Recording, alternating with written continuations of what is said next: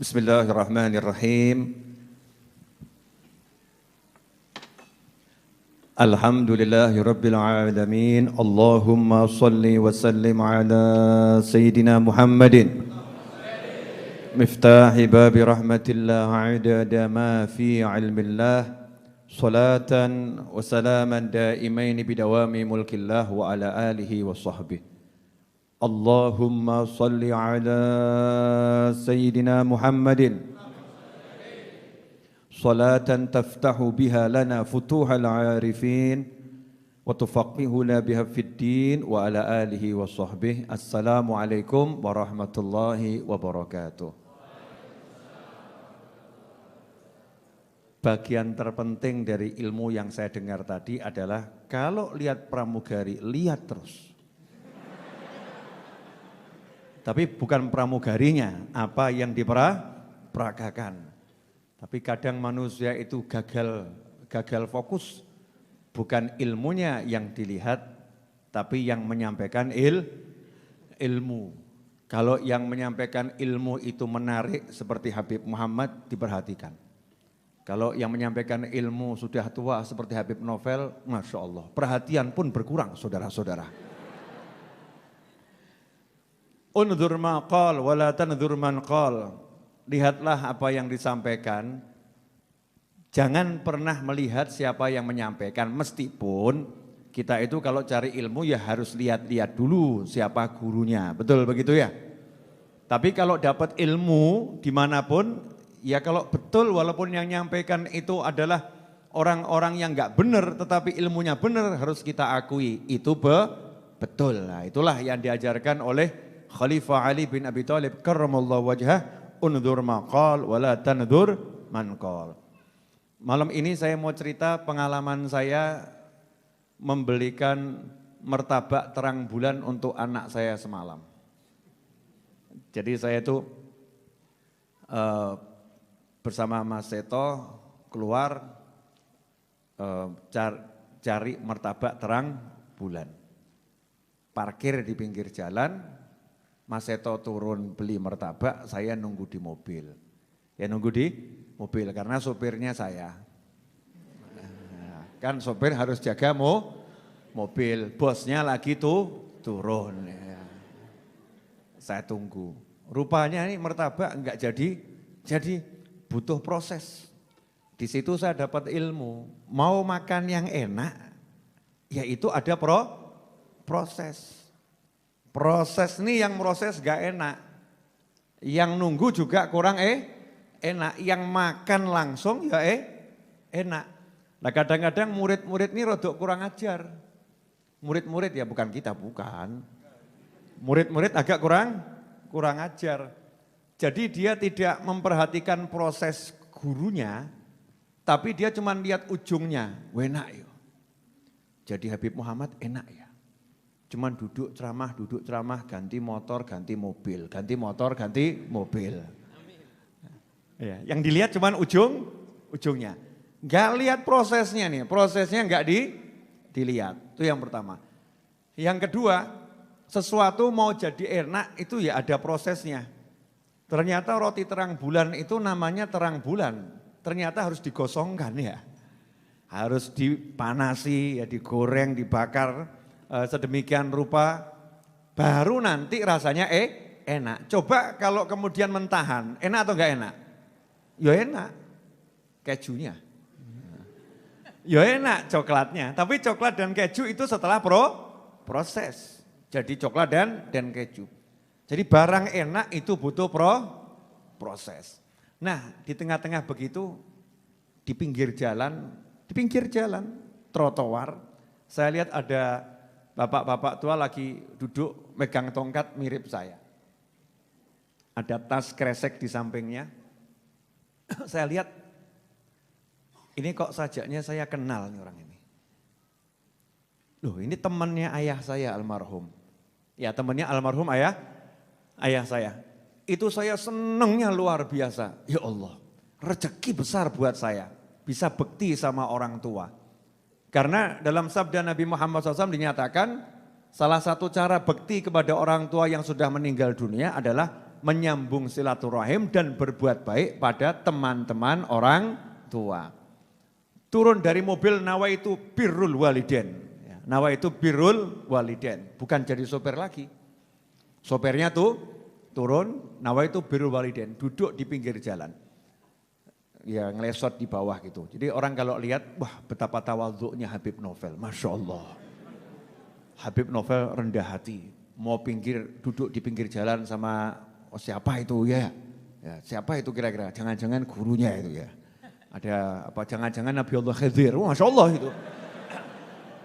Macam-macam itu persepsi orang melihat sesuai dengan prasangka baik masing-masing. Padahal saya ya sederhana, lihat temannya almarhum ayah saya, ya saya wajib menganggap itu seperti orang tua. Saya turun, duduk. Alhamdulillah martabaknya itu 20 menit kemudian baru jadi. Saking saya senengnya itu, begitu martabaknya jadi saya gelo. Kok sedadi ya? Kok waktu saya duduk habis? Karena duduk 20 menit itu saya dapat ilmu yang luar biasa. Itu kalau di YouTube mau diviralkan kasih judul Habib Novel ketemu orang sakti. Masya Allah. Wah itu nanti viewernya banyak itu ya. Habib Novel ketemu orang sakti. Habib Muhammad pun penasaran. Belum cerita ya? Oh belum ya. Mau denger Habib? Masya Allah. Ini loh, prestasi buat saya. Didengar Habib Muhammad, Masya Allah. Sengaja saya rahasiakan yang bersangkutan namanya siapa gitu ya. Yang jelas temannya ayah saya. Duduk dari penampilan zohirnya, orang gak akan menganggap orang yang perlu dianggap. Dari penampilan zohirnya, pakaiannya, orang susah. Ya. Celananya, orang susah, tasnya Masya Allah, tas sangat bermerek, dikenal di seluruh dunia, kresek. Kantong plastik warna hitam. Memang temannya ayah saya almarhum tuh Masya Allah, orang-orang hebat yang unik-unik. Ada yang di Kudus rumahnya, itu datang waktu ayah saya masih hidup, datang ke Solo, kemudian main ke rumah, saya tanya, Ami, saya manggil Ami gitu ya. Ami, paman gitu ya. Paman, tasnya mana? Jawabannya simpel. Ya ini. Ternyata kerdus mie. Kerdus mie. Ini tas saya ini. Itu dari saya masih cilik, masih kecil, masih umur 5 tahun sampai saya segede ini ya. Tasnya nggak pernah ganti. Jadi pergi keluar kota manapun tasnya kerdus. Tasnya kerdus. Kalimatnya simpel. Ya kalau ini kan nggak ada yang mau maling. Ya nggak ada yang mau maling, mesti isinya ya paling ya gombal ya, nggak cetok. Tapi itu orang-orang yang luar biasa. Saya juga dapat nasihat, nanti tak kasih tahu. Dulu sudah pernah saya kasih tahu, cuman jenengan kan wajah-wajah lalian. Ya lupa ya, mudah lupa nggak apa-apa. Semakin jenengan mudah lupa, saya semakin bahagia. Kenapa? Berarti Jumat pengen inget lagi. Kalau jenengan sudah inget terus, wah Habib Novel udah pernah nyampein itu. Habib Muhammad itu juga udah pernah. Akhirnya malas ngaji. Jadi murid itu dibuat lupa ada hikmah dari Allah Subhanahu wa taala. Biar apa? Semangat ngaji, termasuk gurunya. Gurunya suka lupa juga kalau pernah nyampaikan. Coba kalau gurunya ingat, itu udah pernah disampaikan, Akhirnya gurunya apa? Malas ngajar. Malah paling murid saya udah tahu, wis meneng wae. Jadi gurunya lali, muridnya lali. Itu hikmah yang luar biasa. Indahnya cara Allah SWT membagi ilmu kepada umat manusia. Cerita mau dilanjut gak ini? Lah kopinya mana Mas Edwin? Masya Allah. Alhamdulillah ya. Saya kira Mas Edwin lupa. Jazakumullah khairan. Makasih ya Bib, jazakallah khairan Bib. Masya Allah. Ya, tapi kopi yang saya minta itu tidak seperti yang datang.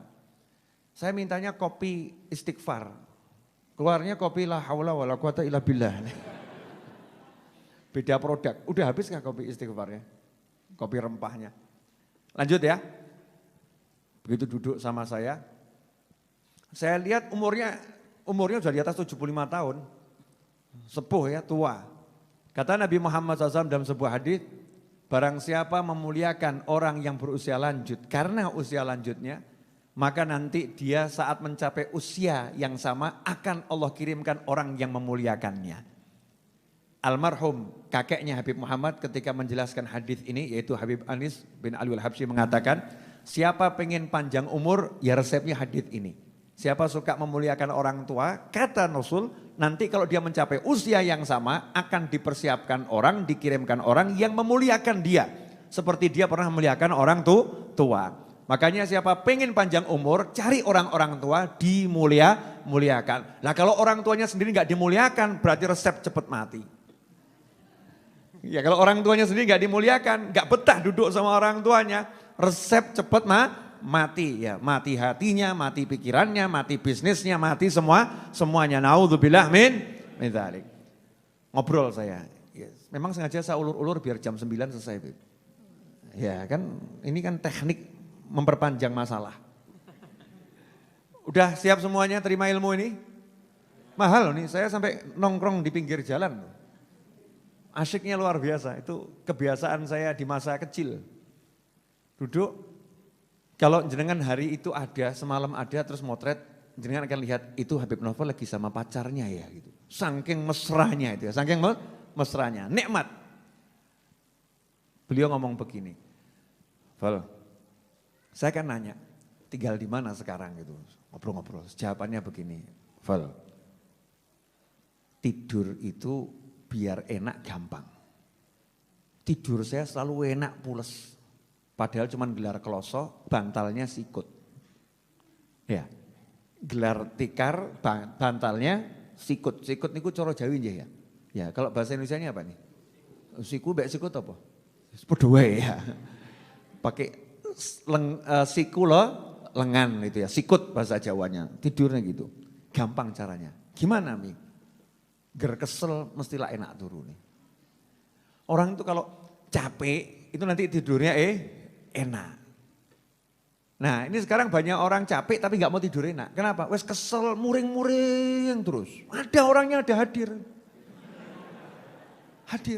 Jadi udah capek itu seharusnya rebah tidur enak. Sudah capek tapi mulutnya nggak mau berhenti. Akhirnya tidurnya nggak enak. Lelah, capek, gelar tikar tidur nyaman. Enak, pules. Jadi tidur enak nggak butuh kasur harga 20 juta. Itu ada tempat tidur tuh kasurnya tuh harga 20 juta, 30 juta. Biar tidurnya enak, bangun biar seger. Ternyata resepnya murah, keselo, selesai. Lelahkan fisikmu. Ya lelahkan dengan apa? Ya dengan jalan, dengan sholat, ya dengan ibadah. Nanti lelah toh, begitu lelah tidur sebentar itu nikmatnya luar biasa. Itu ilmu yang pertama. Ilmu yang kedua, ini saya langsung singkat-singkat loh. 20 menit lebih saya ngobrol kok. Mau saya bagikan dalam waktu 5 menit berarti kan udah dikompres ya. Udah dikompres, disingkat. Ilmu yang kedua ini cocok untuk ibu-ibu. Bu, punya anak, alhamdulillah, insya Allah cocok ini Bu. Punya suami, wah ini lebih cocok lagi. Ini. Kalimatnya begini, anakmu itu diamkan saja, biarkan saja bermain-main. Bertingkah model macam-macam namanya anak-anak ya seperti itu, biarkan seperti itu. Jangan dimarahin terus. Jangan kamu marah-marahin anakmu terus. Kenapa? Karena anakmu kamu marah-marahin terus, dia tetap anak-anak. Betul ya Bu ya?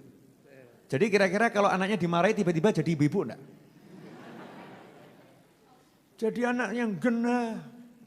Otake dinggo. Iki sing kira-kira sing otake sing gak dinggo sing ndi? Ya, ini ada oknum ibu-ibu. Neriakin anaknya, punya otak itu dipakai sama teriak-teriak. Ini kalau ada orang lihat, ini kira-kira yang gak pakai otak yang mana ini? Paham maksudnya ya? Jangan marah-marahin anakmu terus, biarkan main-main. Namanya juga main-main anak-anak. Anak-anak itu kepleset, jatuh, gelundung itu wajar. Anak-anak teriak-teriak itu wajar. Anak-anak lari-lari itu wajar. Asal jangan di masjid kan begitu ya. Kalau di tempatnya ya wajar. Biarkan. Karena kalau kamu marah-marah, anakmu tetap anak-anak, kamunya jadi pegel. Kamunya jadi mangkel, kamunya jadi kesel. Akhirnya sakit. Sakit. Tapi kalau kamu nggak banyak marah-marah, kamu diem saja. Lama-lama anak itu yang cari kamu. Anaknya yang cari kamu, anaknya jadi nurut. Karena nggak sering dimarahin. Betul anak-anak? Betul. Insya Allah itu. Itu jawaban dari anak-anak. Saya nggak tahu ya, ini urusannya orang-orang ahli itu ilmu jiwa, cara apa tuh mendidik anak dan sebagainya. Cuman parenting, yang saya dengar dari pakar parenting begitu. Ini saya nggak dengar dari pakar parenting, tapi pakar hidup lama. Orang tua yang berpengalaman, menang tua, ya dia menang berpengalaman. Kemudian dilanjutkan, begitu juga sama manusia yang lain. Jangan suka marah-marah. Karena kamu marah-marah sama orang itu membuat kamu capek, lelah. Untuk marah itu energi yang dikeluarkan banyak, hasilnya kamu yang sakit. Hasilnya kamu yang sakit, sementara yang kamu marahin yang gak ngefek. Gak ngaruh, jadi kamu rugi. Ya itu ibu-ibu perlu praktek. Paham Bu? Jadi misalnya ibu mau marah sama suami, itu tiwas kesel Bu. Wong lanang germulih jam 10, germulih jam 10. Kadang-kadang jam 11, yang gak paham bahasa Jawa ya mohon maaf. Ya, every day you came late, Bu, ngono ya. Ramudeng aku. Tiap hari gak pernah pulang tepat waktu, terlambat terus. Kamu ini sebetulnya suaminya siapa? Ibu-ibu nongger ngamuk, oknum ya, oknum ibu-ibu. Kalau marah itu kalimat-kalimatnya, Masya Allah. Terus genah bojone ditakok, sebetulnya kamu suaminya siapa? Waneh gitu ya. Waneh. Emang gak mau pulang ya? Gak usah pulang sekalian. Udah pulang masih dibengongin, gak usah pulang sekalian. Pertanyaan saya, teriakan-teriakan begitu manfaat enggak? Blas. Pakai ilmu baru ibu-ibu, ilmu baru. Wedok kudu pinter. Ini tahun 2020. Harus cerdas. Pulang telat, diam saja. Kalau lapar di meja makan. Kalau haus di meja makan. Kalau butuh saya di kamar tidur. Permisi. Bingung bojone. Kok dungaren yo? Biasanya kan ngamuan ya. Ini kok jadi gak ngamuan ya? Ini kok gak marahan ya? Aneh ini kok seperti gak butuh saya lagi ya? Masya Allah. Mulai suaminya rodok curiga, penasaran. Jangan-jangan dia kalau saya pulang terlambat, dia punya temen nih jangan-jangan. Masya Allah, sesuai jam 6 tekan rumah. Masya Allah, Alhamdulillah kerjaan lancar ya Pak. Masya Allah. Kalau mau makan di meja makan, minum di meja makan. Kalau mau sholat jamaah nanti panggil saya ada di kamar. Masya Allah, kok beda sekarang istri saya. Buntutin nih suami, ada apa di kamar? Ternyata nonton YouTube-nya Habib Muhammad. Masya Allah. Oh jadi ini yang merubah istri saya. Ini, wah daripada lihat Habib Muhammad terus lebih baik lihat saya gitu. Mulai dikancani nih. Tiap malam akhirnya ditemenin istrinya lihat YouTube-nya Habib Muhammad. Masya Allah dikancani. Akhirnya dua-dua gak pernah keluyuran malam, ya di rumah berdua terus nonton YouTube. Akhirnya penasaran, Habib Muhammad ini adanya di mana? Oh, ada di banyak tempat. Salah satunya di Majlis Ar-Raudhah Senin malam Selasa setelah sholat Isya. Promosi bro. Apaan ya Habib? Boleh dilanjut? Kembali ke nasihatnya Bapak tua yang saya tadi, orang Masya Allah, orang soleh. Apa kalimat berikutnya? Tadi bab ojo ngamuk. Jangan marah. Karena kamu marah-marah itu yang sakit dirimu sendiri. Nasihat berikutnya, ketenangan hati bisa tenang seneng, itu lebih mahal dari kekayaan model apapun. Kalau bahasanya boleh saya rubah, kekayaan bisa mendapatkan kesenangan di hati ini seneng gitu ya, seneng, tenang, itu adalah kekayaan yang paling mahal. Jadi Val, seneng-seneng no hatimu, yang penting gak kebablasan. Senang-senangkan hatimu tapi jangan kelewatan. Kelewatan itu kalau melakukan yang haram, itu kelewatan. Selama enggak haram, dah seneng no hatimu. Kenapa? Karena kalau hatimu senang, badanmu sehat. Badanmu sehat. Kalau udah badan sehat itu ya ibadah ya enak, cari ilmu ya enak, semuanya enak. Makan juga enak. Seneng no hatimu. Lah orang sekarang nih bukan buat seneng hati, cari hal yang buat hatinya enggak seneng. Contoh ibu-ibu, oknum ibu-ibu. Maaf ya Bu, maaf betul ini ya. Oknum ibu. Afwan ya Bu. Lihat suaminya pulang, senang atau enggak senang? Senang. Lihat suaminya duduk, senang atau enggak senang? Senang. Lihat suaminya wangi, senang atau enggak senang?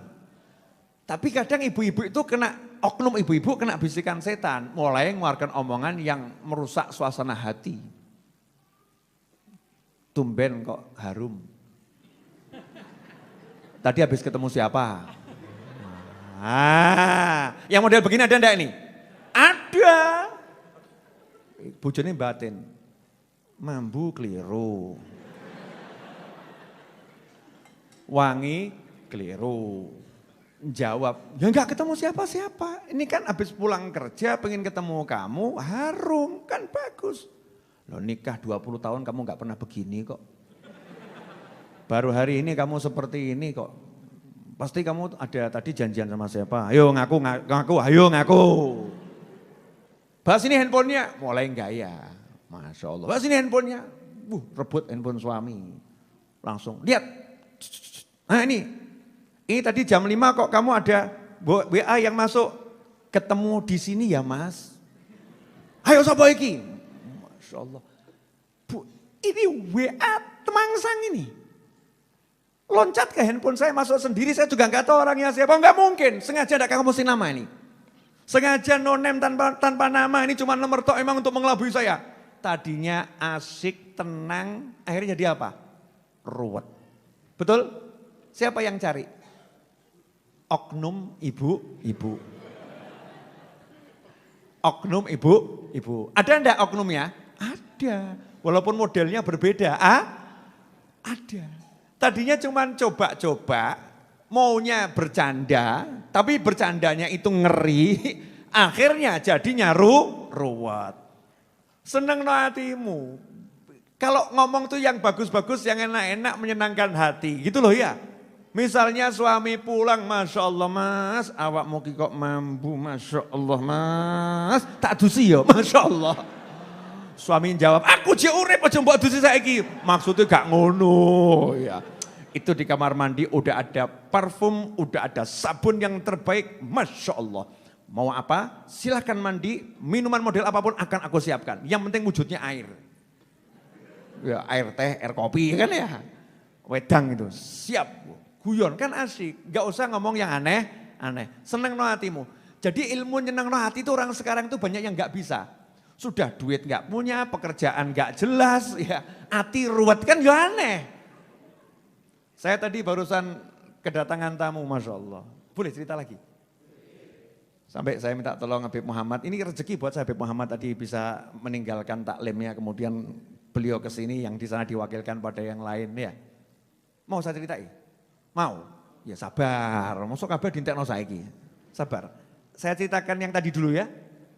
Seneng no hatimu, karena ketenangan hati itu mahal, harganya mahal. Asal tidak melakukan yang haram. Saya pernah diajak sama teman saya, pergi ke suatu tempat. Kata beliau, ya saya itu kan seneng nemeni orang. Orang makan sendiri kan gak enak toh ya. Kalau makan ngajak orang itu enak. Nah saya suka kalau makan sama orang, diajak makan orang saya juga seneng. Saya niat nyenengkan hati saya dan niat nyenengkan hati dia. Tapi hari itu dia ternyata kebablasan, saya dibohongin.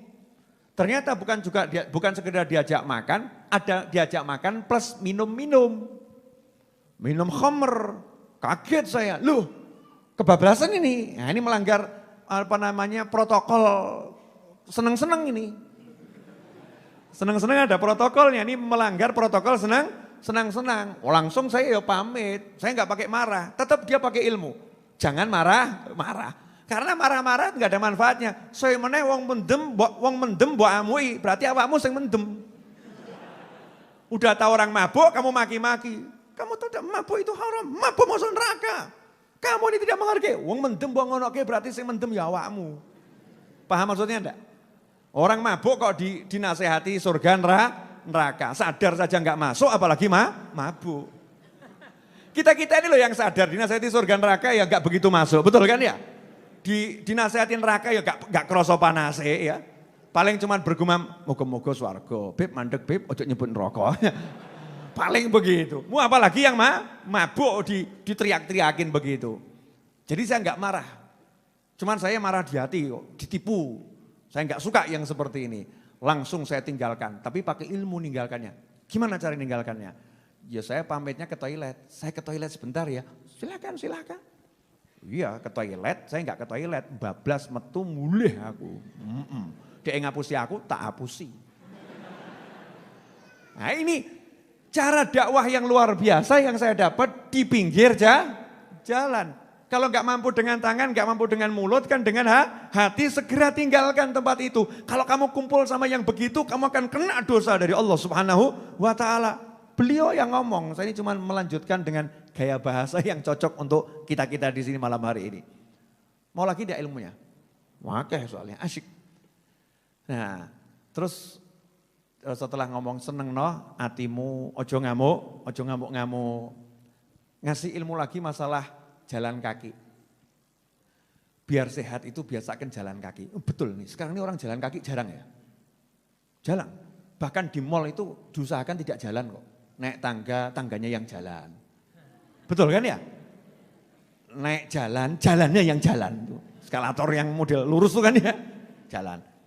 Begitu jalan sebentar, udah disiapkan banyak tempat duduk. Ini di mana-mana minim jalan. Jalan itu kurang. Saya full kata beliau, umurnya hampir 80 tahun, 70 tahun sekian. Saya Ramadan kemarin itu habis asar jalan-jalan ke Boyolali. Maghrib udah sampai di Pasar Kliwon. Pakai tongkat. Ya memang jenengan itu nggak masuk akal ya. Saya udah sering ketemu orang-orang nggak masuk akal, ternyata masuk akal gitu ya. Faktanya seperti itu, jalan kaki.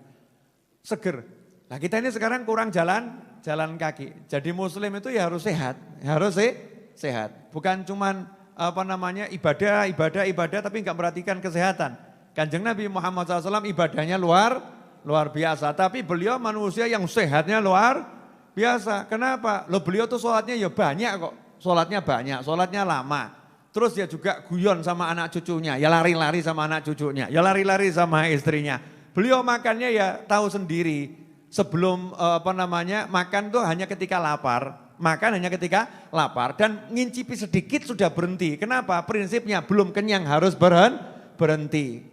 Seperti itu Nabi Muhammad SAW. Dan yang dimakan makanan sehat semua. Kalau kita ini yang dimakan sebetulnya makanan sehat. Tapi ya itu blang.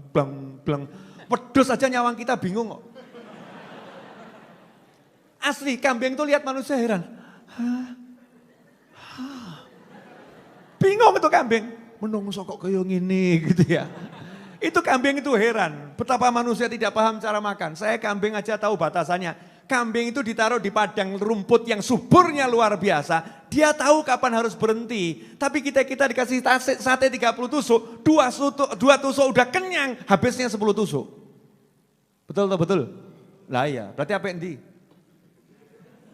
wedus. Dah, itu banyak. Nanti saya ecer sekarang kan eman-eman untuk next. Habis maghrib tadi. Saya kan sore ngajar untuk kajian di online Google Meet. Nah, setelah habis maghrib teman saya itu mau datangnya sebetulnya pas sore cuman karena terbentur jadwal temennya yang lain yang mau ikut baru nyampe itu hampir maghrib. Sehingga obrolan berlanjut sampai setelah maghrib sampai isya. Sementara dari pagi saya belum istirahat, nyambung terus ya. Jadi badan saya butuh diistirahatkan. Kan saya punya prinsip kesel, leren, capek istirahat, ngantuk tidur, lapar makan ya. Gak kuat minta tolong. Ya itu saya praktekkan tadi. Capek istirahat, lapar makan, ngantuk tidur. Gak kuat minta tolong. Ya gak kuat minta tolong, jangan gaya, kuat-kuatkan, mujahadah. Perjuangan di jalan Allah, tekan mimbar ngeblak.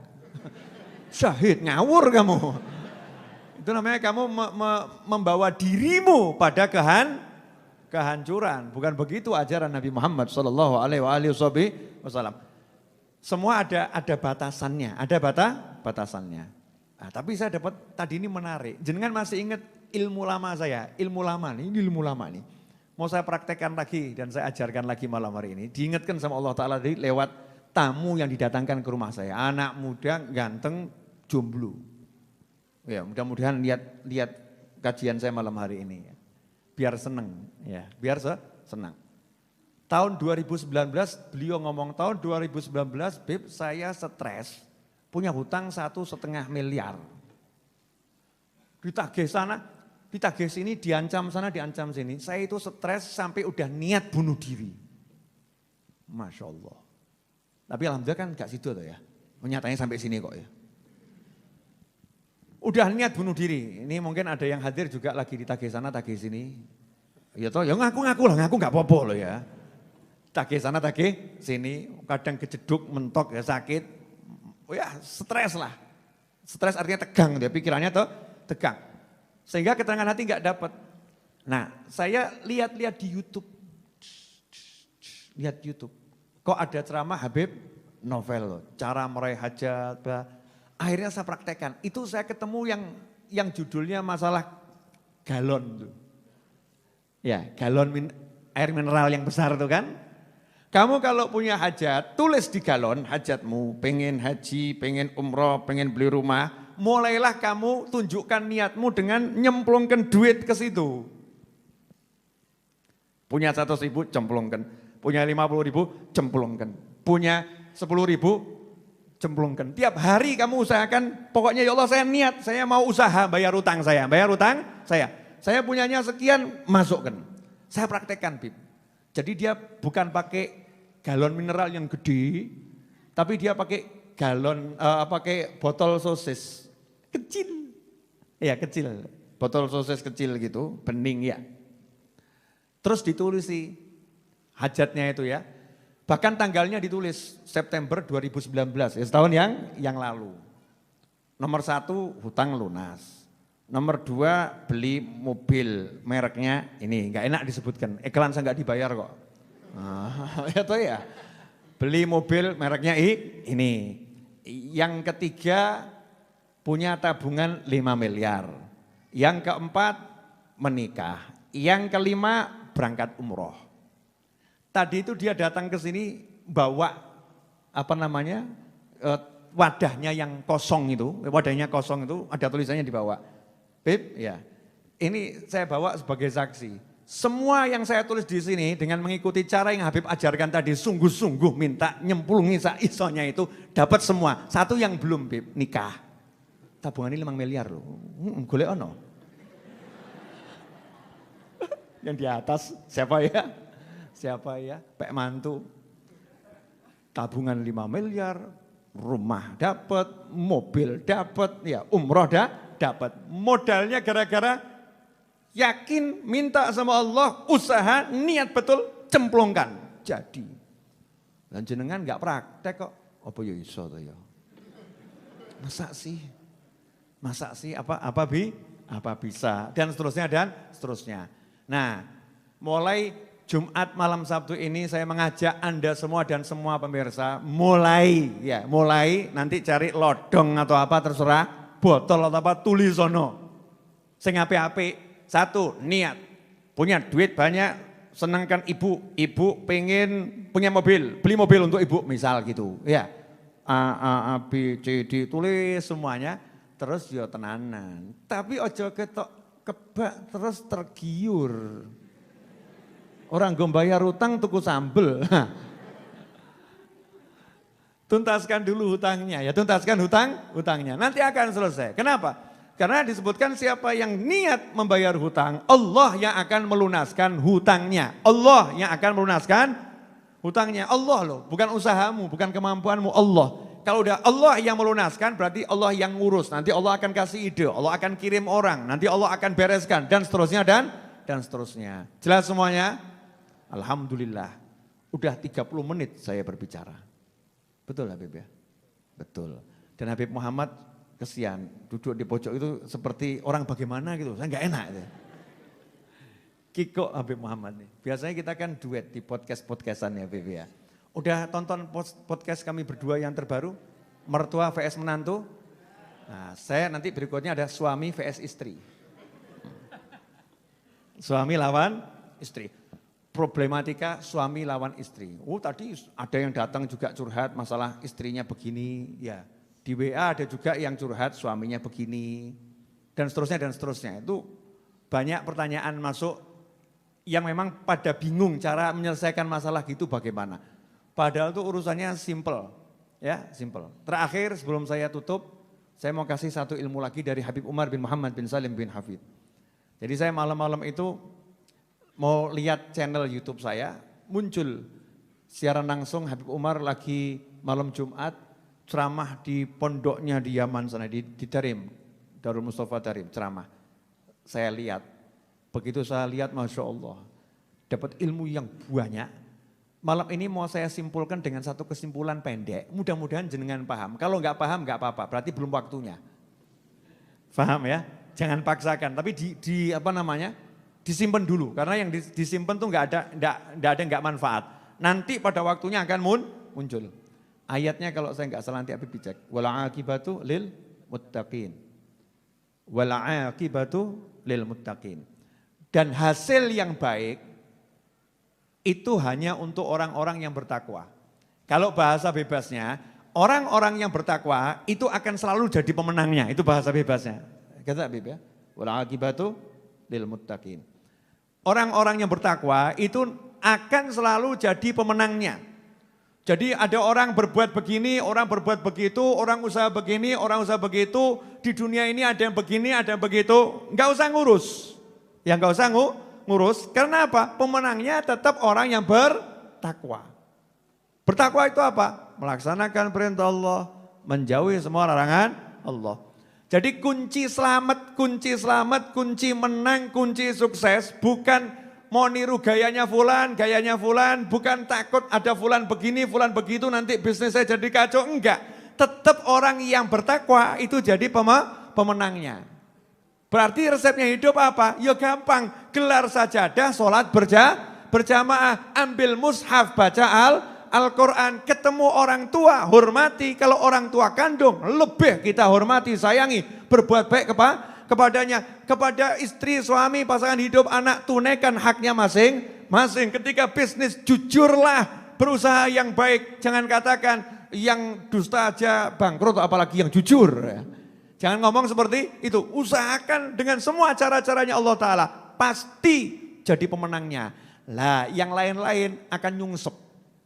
Yang lain-lain akan nyungsep. Tetap pemenangnya orang yang bertakwa. Meskipun secara zahir kelihatannya yang bertakwa kok sejak rajin sholat kok tambah miskin dia. Sejak ikut kajian sama Habib Novel kok tambah dipecat ini ya. Sejak ikut sholawatan kok tambah melarat. Tidak jadi masalah, asal kita benar terus sholawatan, benar terus pengajian, benar terus sholat, benar terus sholat, wala aqibatu lil muttaqin. Nanti pemenangnya kamu. Pemenangnya kamu. Pada waktunya kamu akan kaget. Masya Allah. Ternyata ini hasilnya. Begitu ayatnya Habib. Wal aqibatu lil muttaqin. Ikhwani rahimakumullah. Pesan bapak tua sahabat ayah saya di pinggir jalan tadi satu. Sebagai penutup ngobrolan saya.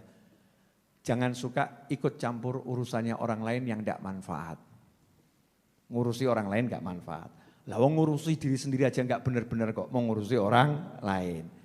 Jangan salah ya, kalau amar ma'ruf nahi mungkar wajib dengan cara-caranya. Tapi ini yang dimaksud seperti ini loh. Bu, pernah enggak dengar seseorang ngomong begini? Belum ngomong kok ya. Belum ngomong sudah bilang pernah.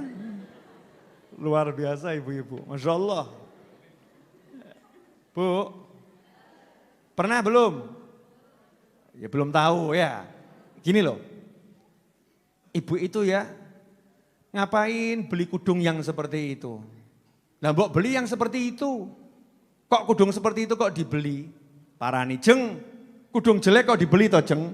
Ngapain beli kudung yang seperti itu? Sayang lo uangnya, dibuang-buang buat beli seperti itu. Saya mau nanya, sing tuku sapa? Lah yang beli orang lain kok yang ruwet kamu gitu loh ya.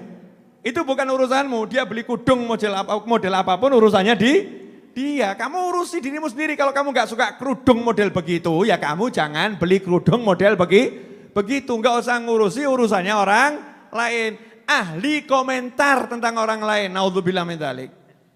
Contoh, Habib Muhammad beli rumah, Amin.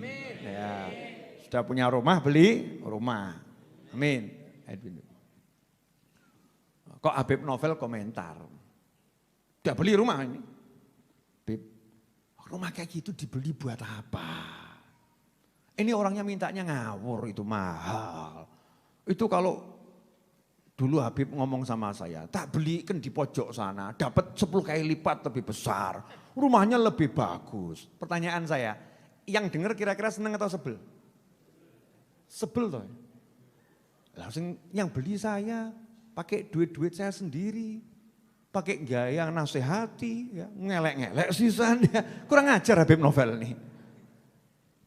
Kan lebih baik kan contohnya kami berdua kan gitu ya, daripada nyontohkan orang lain. Nah ini sekarang banyak orang yang hidupnya habis waktunya ngomentari orang lain, tapi nggak pernah ngomentari dirinya sendiri. Aku kok nggak pernah sholat ba'diyah saya ya. Tapi ngomentari orang lain, ngapain orang itu sholat kok banyak-banyak? Ngapain dia sholat banyak-banyak? Kan lebih baik waktunya habis untuk bercanda sama istrinya, bercanda sama suaminya, bercanda sama anak-anaknya. Kan lebih bagus waktunya buat seperti itu daripada dia sholat banyak-banyak. Nah ini yang ngomong begini yang gak bercanda sama suaminya, gak bercanda sama istrinya, gak bercanda sama anaknya, gak sholat banyak-banyak. Tapi apa? Ahli komentar. Naudzubillah min dzalik. Ini harus kita buang sifat begitu. Kadang kita gak sadar di diri kita ada seperti itu. Itu ada salah satu, saya kalau suka telepon ke Mas Wahid kadang muncul seperti itu. Kalimatnya di nada tunggunya itu loh ya. Telepon Beb Muhammad kadang juga nada tunggunya seperti itu. Kalimatnya kalau nggak salah begini,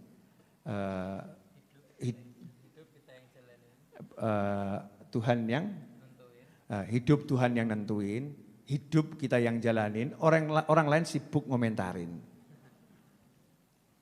Itu singkatnya begitu. Hidup Tuhan yang nentuin, Allah yang nentuin.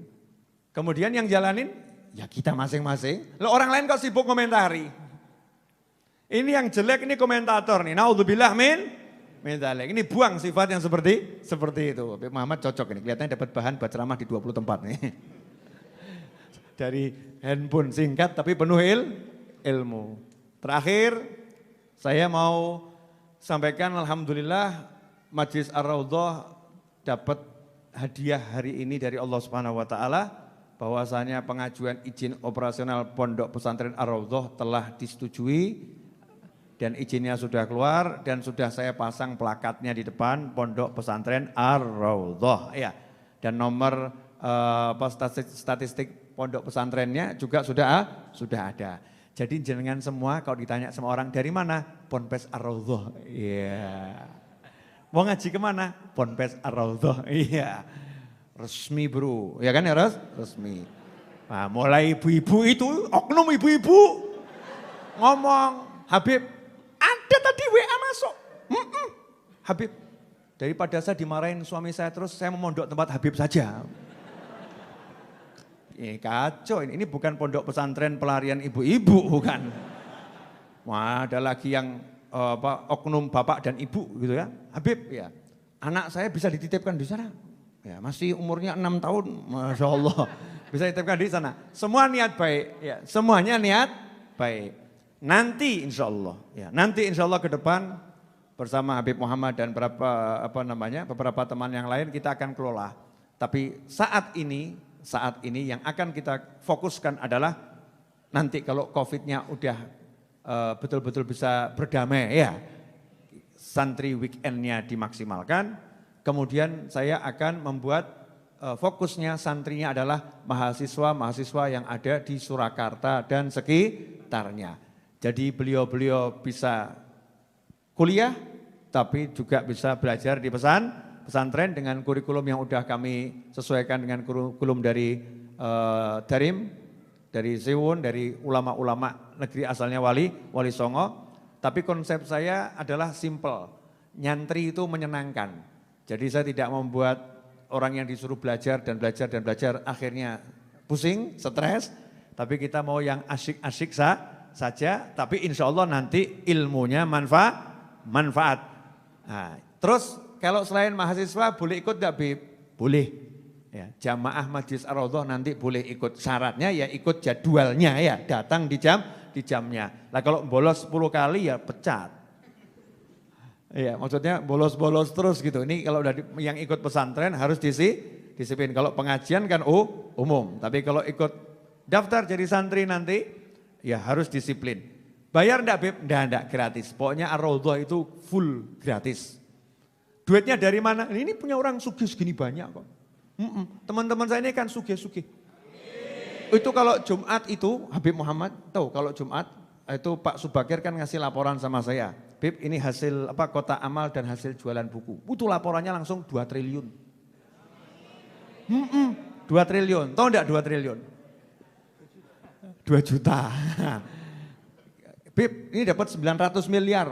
900 miliar di Masjid Ar-Raudhah itu berarti 900 ribu. Tapi ternyata dengan 900 ribu 2 juta ini bangunan selesai semua kan ya. Tinggal finishing dan masih banyak tempat yang menanti untuk dibeli oleh kalian. Benar kan ya? Karena kita punya Allah Subhanahu wa ta'ala. Jangan bingung tentang bagaimana membiayai majelis, bagaimana membiayai pesantren dan lain sebagainya. Yang penting pasang nih niat kita bareng-bareng. Betul, kita orang-orang yang memang susah, tapi kita tidak pernah hidup susah. Nah, betul, kita orang yang nggak punya duit, tapi kita nggak punya duit karena kita punya yang maha punya duit. Betul, kita ini memang lemah, tapi kita nggak pernah lemah karena kita punya yang maha kuat. Betul, kita ini memang bodoh, tapi kita nggak akan pernah jadi bodoh karena kita punya yang maha berilmu. Itu prinsipnya orang hidup di jalannya Allah Subhanahu wa ta'ala. Jelas semuanya? Siap nyantri? Wah kayak aneh. Siap, amin insyaallah. Bu, siap masak kan? Tanya, Ibu siap masak kan? Siap. Masaknya di sini Bu, enggak di rumah masing-masing ya. Makasih banyak, jazakumullah khairan. Doakan ya. Doakan insya Allah, ini sekarang kan bulan September ya. Insya Allah paling tidak di akhir September atau di awal Oktober sudah beroperasi untuk dunia luar. Saat ini kan hanya untuk teman-teman yang tinggal di sini ya, untuk teman tinggal di sini. Nanti bulan September akhir atau Oktober insya Allah pondoknya sudah saya buka untuk dunia luar dengan jumlah terbatas ya, dengan jumlah terbatas, sifatnya masih santri kalong mengingat adanya COVID-19 ya. Biar dari rumah masing-masing datang di jamnya pengajian, pakai protokol kesehatan, setelah itu pulang kembali. Bu, mau marah-marah lagi atau sudah cukup? Jadi kalau suaminya pulang jam 12 malam didiamkan atau dimarahin? Pak, dinengno loh Pak. Didiamkan tuh lebih menyakitkan daripada dimarahi. Jazakumullah khairan. Mari kita baca satu Al-Fatihah untuk beberapa keluarga kita yang telah tiada di hari ini atau kemarin atau beberapa hari sebelumnya. Di antaranya adalah Al-Habib Hamid bin Ahmad Al-Hazni dan Asy-Syarifah Khadijah binti Abdullah bin Hasan As-Segaf dan Bapak Saryanto bin Bakri, dan juga untuk semua yang telah tiada dari keluarga kita, khususnya yang pernah hadir bersama kita. Semoga Allah Ta'ala mengampuni semua kesalahannya, menerima semua amal solehnya, melipat gandakan pahalanya, menjadikan kuburnya lapang dan penuh cahaya, menjadikan kuburnya sebagai taman-taman surga, dan semoga Allah Subhanahu wa Ta'ala menjadikan kita yang ditinggalkan bisa terus ibadah dengan ikhlas, terus ibadah dengan sehat, terus ibadah dengan bahagia, dan kelak menyusul mereka semua setelah umur panjang dalam semua kebaikan, kenikmatan, ketaan, keridhaan, kita diberi husnil khatimah. Ala hadhiniyah wa ala mana wa habibi Ali wa ila hadratin Nabi SAW. Al-Fatihah.